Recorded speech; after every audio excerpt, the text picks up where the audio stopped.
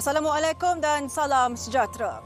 Saudara, masih ada individu yang menanda petak parkir menggunakan kon, batu dan botol seolah-olah mereka pemilik kekal petak parkir itu. Malah ada juga yang sanggup mengarahkan orang lain untuk mengalihkan kenderaan kerana kononnya individu itu telah menceroboh petak parkir milik mereka. Saksikan laporan khas cop parking atau penandaan petak parkir secara tidak sah disediakan wartawan Afifah Haminuddin.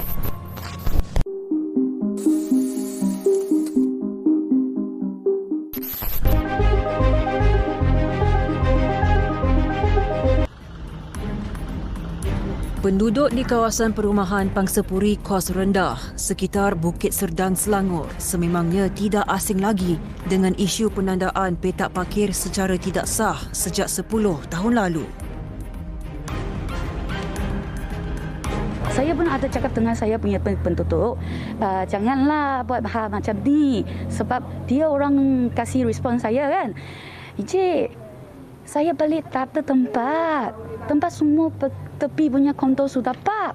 Nanti saya mau jalan lah yang jauh baru balik.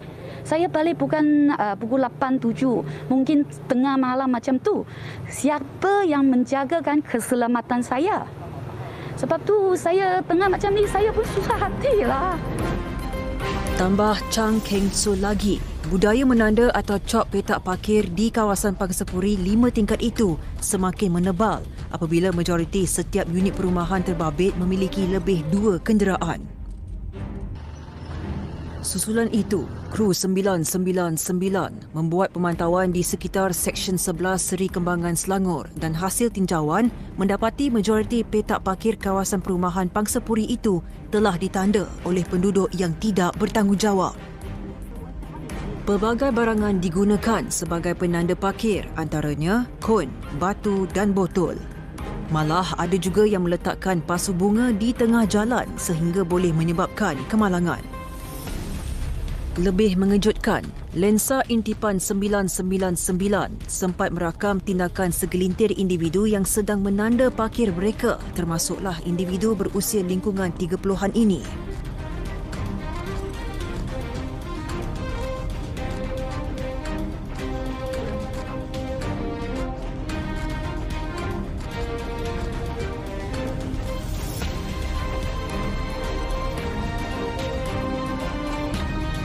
Lelaki terbabit menanda lebih 2 petak parkir dengan menggunakan pelbagai barangan seolah-olah dia adalah pemilik kekal parkir itu.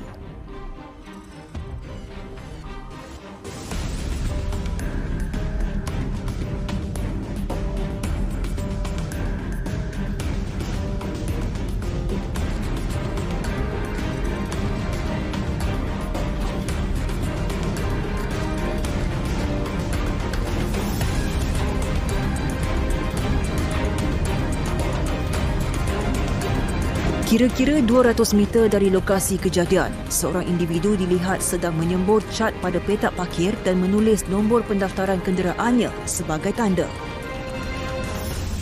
Setelah 2 jam pemantauan, kami didatangi seorang pemandu yang mendakwa petak parkir yang kami gunakan adalah miliknya.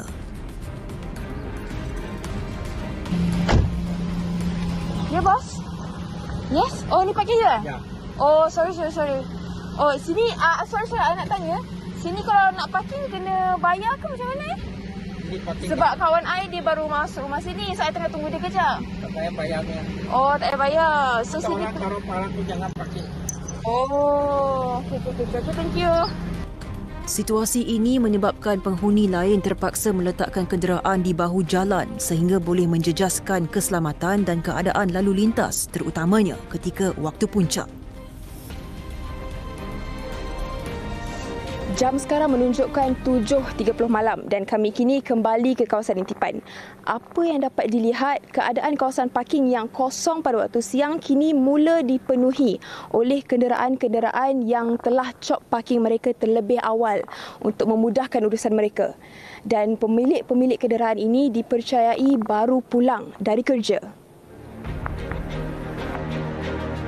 Isu ini turut mendapat perhatian pihak Majlis Bandaraya Subang Jaya kerana kawasan perumahan Taman Bukit Serdang Selangor sering diserbu dan diberikan amaran mengenai kesalahan cop petak parkir, namun mereka tetap berdegil. Operasi bersepadu dijalankan bahagian penguatkuasa MBSJ pada 20 Julai lalu bagi menyita 131 objek yang menghalang petak parkir di bawah kesalahan Akta Seksyen 46-1-A, Akta 133, Akta Jalan Parit dan Bangunan 1974.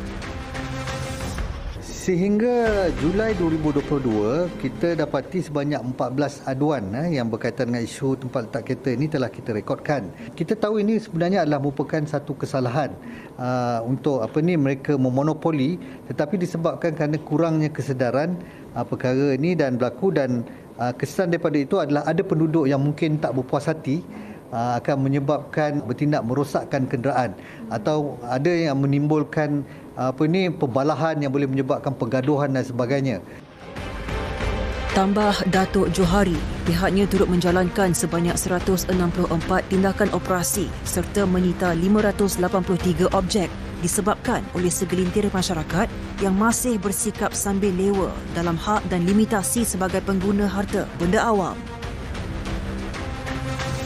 Basically, kalau untuk pembangunan yang melibatkan pembangunan berstrata, dia melibatkan dua jenis title. Satu kita panggilkan sebagai land title, yang keduanya block title.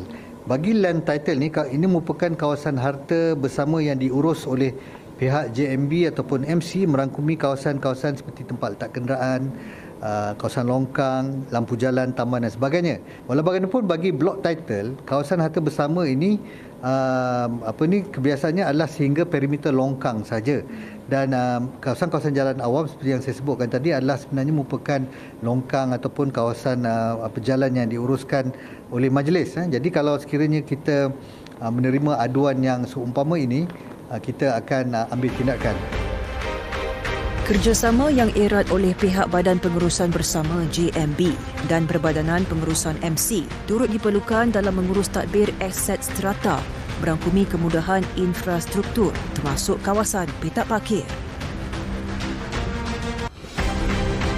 Pihak MBSJ turut menggesa penduduk di kawasan kediaman berstrata agar memberi kerjasama dan bersikap toleransi antara satu sama lain serta membantu pihak berkuasa dalam membendung isu cop petak parkir ini. Laporan Afifah Haminuddin 999.